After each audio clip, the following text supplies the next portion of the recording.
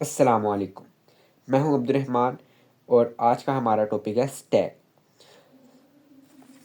Stack is a linear data structure. Linear data structure क्या होता है? जो कि एक सीक्वेंशियल फॉर्म में हो। दो तरह के होते हैं, एक लीनियर होता है, एक non linear. Linear sequential form में होता है और नॉन लीनियर जो है वो हायरार्किकल फॉर्म में होता है। और स्टैक जो है वो लीनियर डाटा स्ट्रक्चर है। It follows the principle of last in first out, LIFO. यानी कि जो पहले मीन्स टू से 10 आया वो नीचे चला गया, ऊपर 20 30 ऊपर आता गया। इस तरह हम लोग अगर 30 को निकालें तो पहले 30 निकलेगा, जो लास्ट में आया है वो पहले निकल रहा है। इसको कहते हैं, इस प्रिंसिपल को लीफो प्रिंसिपल। अगर हम इसकी टर्मिनोलॉजी इसकी बात करें स्टैक की, तो एक push, pop, underflow, overflow and top. Push use to input the data और value into the stack. Stack के अंदर वैल्यू को इनपुट करने के लिए हम पुश का फंक्शन यूज़ करते हैं। पॉप का फंक्शन हम क्यों यूज़ करते हैं? टू रिमूव डाटा और वैल्यू फ्रॉम स्टैक। यानी स्टैक के अंदर से डाटा को रिमूव करने के लिए हम पॉप का इस्तेमाल करते हैं। अंडरफ्लो, जब एक स्टैक एम्प्टी होगा तो वो अंडरफ्लो होगा, और जब एक स्टैक फुल होगा तो वो ओवरफ्लो होगा। अब टॉप की हम बात करें, टॉप जो है हम एक वेरिएबल के तौर पे इसका इस्तेमाल करेंगे, जो कि रिप्रेजेंट करेगा इंडेक्स और number of the top element present into the stack. यानी कि कितने एलिमेंट्स जो हैं इस वक्त स्टैक के अंदर पड़े हैं, और ये टॉप जो है उसके जो यानी कि जो लास्ट के अंदर आया है उसको रिप्रेजेंट करेगा, जो कि टॉप पे पड़ा होगा। अब स्टैक की दो तरह से इम्प्लीमेंटेशन हो सकती है, बाय यूजिंग अरे, बाय यूजिंग लिंक लिस्ट। देखेंगे बाय यूजिंग अरे। हमने एक अरे क्रिएट की स्टैक के नाम से, जिसका हमने अंदर जो साइज़ है वो हमने सपोज कर लिया 10। हमने एक वेरिएबल लिया टॉप नाम का, जिसका हमने वैल्यू रखी -1, इनिशियलाइज करवाया उसको -1 से। हमने अगर देखें पुश का फंक्शन, तो उसके अंदर जब हमारे पास वैल्यू आएगी तो यानी हम इंसर्ट कर रहे हैं तो टॉप +1 हो जाएगा, यानी कि हम एक वैल्यू ऐड कर रहे हैं तो टॉप जो है वो +1 हो जाएगा। अगर टॉप जो है वो लेस देन है साइज से, यानी कि हमारा 10 है, 10 से छोटा है, तो जो है वो इंसर्ट हो जाएगा। लेकिन अगर वो साइज़ के इक्वल है या बड़ा है साइज से, तो वो ओवरफ्लो हो जाएगा, यानी कि स्पेस ही नहीं है अरे के अंदर, तो वो इनपुट ही नहीं हो सकता, पुश ही नहीं हो सकता। इसी तरह अगर हम पॉप का फंक्शन देखें, तो अगर वो -1 से बड़ा है तो जो है पॉप हो सकता है, यानी कि वैल्यू निकाली जा सकती है, वैल्यू अवेलेबल है। जब वैल्यू निकल आएगी तो फिर टॉप जो है वो कम हो जाएगा, क्योंकि एक वैल्यू कम हो चुकी हुई है। वरना अंडरफ्लो यानी कि वो एम्प्टी है तो अंडरफ्लो जो है सी आउट कर देगा। अगर हम इसी तरह डिस्प्ले का फंक्शन देखें, वैल्यू हमने देखनी हो तो टॉप अगर इक्वल है -1 के, यानी कि स्टैक एम्प्टी है। जैसे कि हम देखते हैं लीफो प्रिंसिपल को फॉलो करता है स्टैक, तो इसी तरह टॉप जो है आई के इक्वल होगी और आई को 0 से लेस और इक्वल होना चाहिए, यानी कि आई जो है वो 0 तक जाएगा और आई डिक्रीमेंट हो रहा है, यानी कि रिवर्स आएगा। सपोज अगर हम एग्जांपल देखें तो हमारे पास यहाँ 10 हमने पुश किया, 10 पुश किया, फिर पुश किया 20, देन हमने पुश किया 30, पुश 40, पुश 50।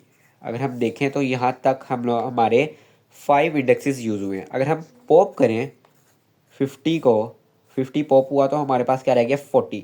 अगर हम अब डिस्प्ले करें, हमारा टॉप यहाँ पे है, टॉप है हमारा इंडेक्स नंबर 3 के ऊपर, थर्ड इंडेक्स के ऊपर।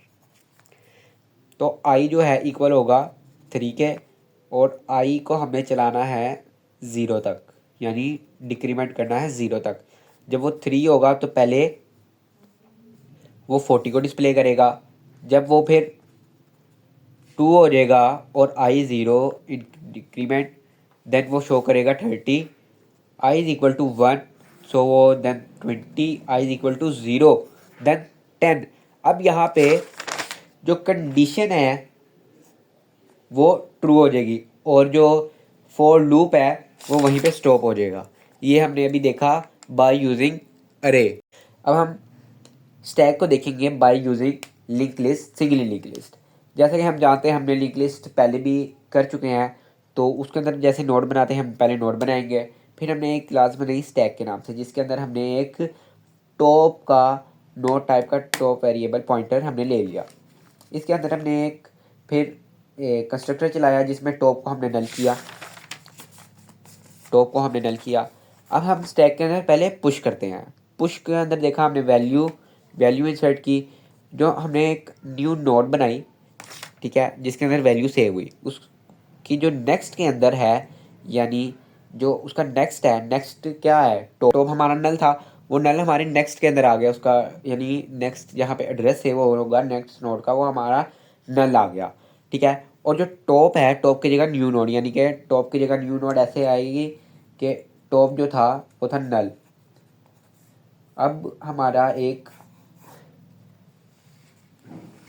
टॉप था हमारा नल, ठीक है। अब हमारा एक नई नोड बनी, ये उसका नेक्स्ट है, ये उसका नेक्स्ट, ये न्यू नोड, ठीक है।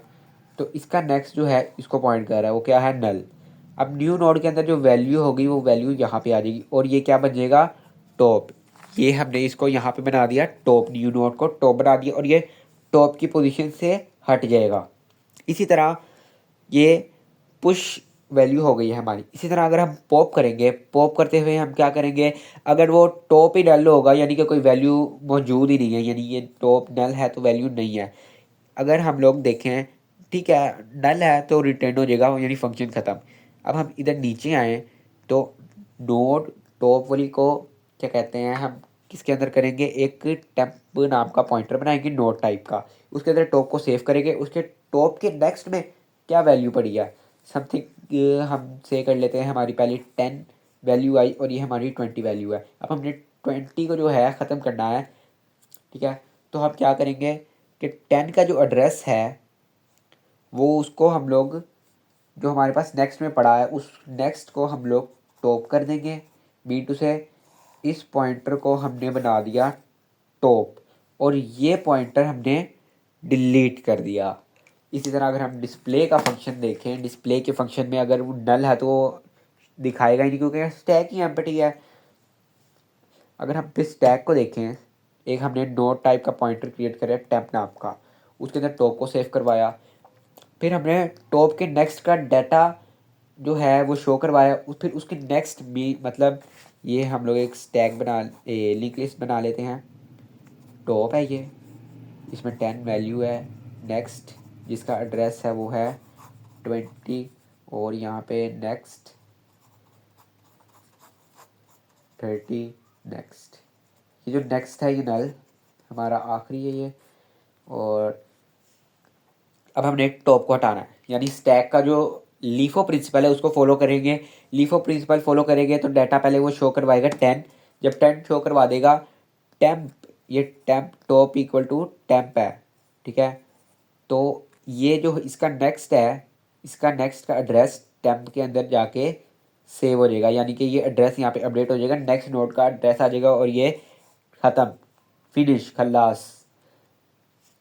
देन हम 20 को देखें, इसी तरह इसने 20 को सी आउट किया, फिर टेम्प का नेक्स्ट जो है वो टेम्प के अंदर जाके सेव हो गया, यानी कि इस नोड का एड्रेस इस टेम्प के अंदर सेव हुआ, उसने फिर 30 शो करवाया। और इस तरह हम लोगों ने by using link list tag को देखा। अब हम करेंगे स्टैक की एप्लीकेशंस की बात। Undo redo operations, browser history, expression conversion, reverse of string.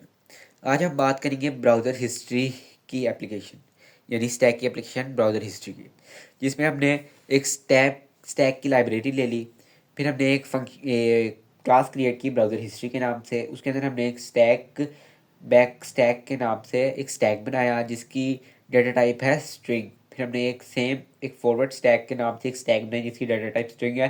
फिर हमने एक डिक्लेयर कर दिया वेरिएबल जिसका नाम करंट पेज है जिसकी डाटा टाइप स्ट्रिंग है। फिर अगर हम यहाँ पे कंस्ट्रक्टर चलाएं तो हम लोग क्या कर रहे हैं, हमने यहाँ से कंस्ट्रक्टर जब कॉल हुआ ऑब्जेक्ट बना तो हमारे पास यूआरएल आया होम का, यूआरएल होम का आके करंट पेज के अंदर सेव हो गया, करंट पेज के अंदर सेव हो गया, यानी कि हमारा करंट क्या बन गया, होम, ठीक हो गया। उसके बाद जब हमारा कंट्रोल इधर आया, हमने कॉल किया इसको www.google.com को, विज़िट को किया, तो विज़िट का फंक्शन इधर आया। जब विज़िट का फंक्शन इधर आया और उसने यूआरएल देखा www.google.com, यानी कि अब वो गूगल के ऊपर जा रहा है करंट। तो क्या हुआ, करंट पेज क्या है, होम, तो होम आ जाएगा इधर। और नेक्स्ट स्टेप के अंदर उसने क्या किया है, करंट को बना दिया यूआरएल के इक्वल।